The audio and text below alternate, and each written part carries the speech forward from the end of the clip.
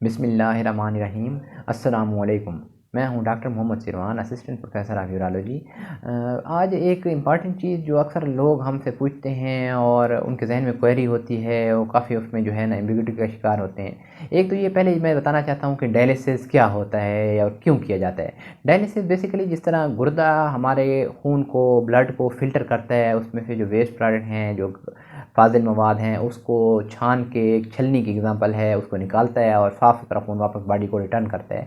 जब गुर्दे कमज़ोर हो जाते हैं या ख़राब हो जाते हैं तो फिर वो ये काम नहीं करते।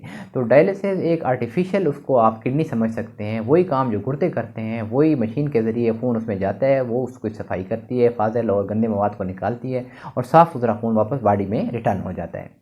तो अक्सर जो है अब लोग हमारे पास आते हैं, वो पूछते हैं कि डॉक्टर साहब, आप जब उन्हें कोई एडवाइस करता है, गुर्दे के मरीज़ होते हैं डायलिसिस का, तो वो कहते हैं डॉक्टर साहब हम डायलिसिस नहीं करवाते, क्योंकि अगर एक दफ़ा डायलिसिस करवाया तो हम इसके आदी हो जाएंगे।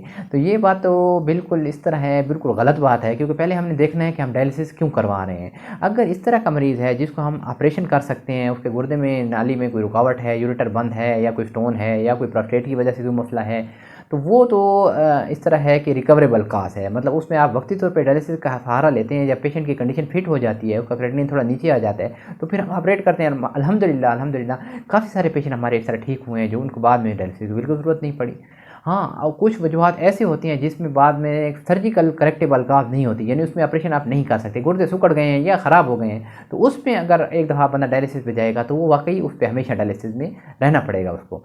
मैं इसकी आम एग्जांपल देता हूँ लोगों को, कि एक बंदे की अगर आप समझें कि नज़र कमज़ोर हो गई है, विजन ख़राब हो गई है, और उसको जब उसने आई साइट चेक करवाई, उसको एडवाइस की गई आई साइट के लिए गॉगल्स का या ऐनक की उसको एडवाइस मिली, तो वो उसने ऐनक, वो कहे कि यार मैं ऐनक नहीं पहनता, अगर मैं एक दफ़ा ऐनक पहनूंगा तो मैं तो इसका आदी हो जाऊंगा। अगर वो ऐनक नहीं पहनेगा तो उसको सही नज़र नहीं आएगा।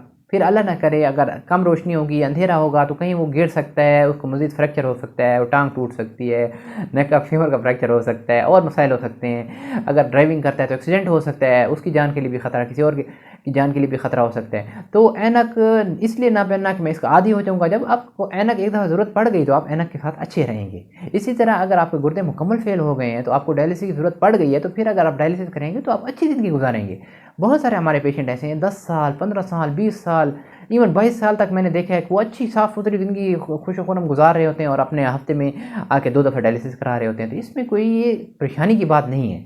तो अगर आपको इस तरह का एडवाइस हुआ है तो आप ज़रूर डायलिसिस फिर करवाएंगे। अगर नहीं करवाएंगे तो फिर आप ख़राब हो जाएंगे, और अल्लाह ना करे फिर आपकी जो है ना ज़्यादा कॉम्प्लिकेशन हो सकती हैं, कन्वर्जन हो सकती हैं, आप अनकॉन्शियस हो सकते हैं, इवन आपकी डेथ हो सकती है पल्मोनरी एडिमा की वजह से और वजूहत की वजह से, एसिडोसिस की वजह से। तो इंशाल्लाह उम्मीद है कि जो सवाल अक्सर करते हैं लोग, तो वो इस वीडियो के ज़रिए वो उनका ये क्लियर हो सकेगा इंशाल्लाह। अस्सलामु अलैकुम व रहमतुल्लाहि व बरकातहू।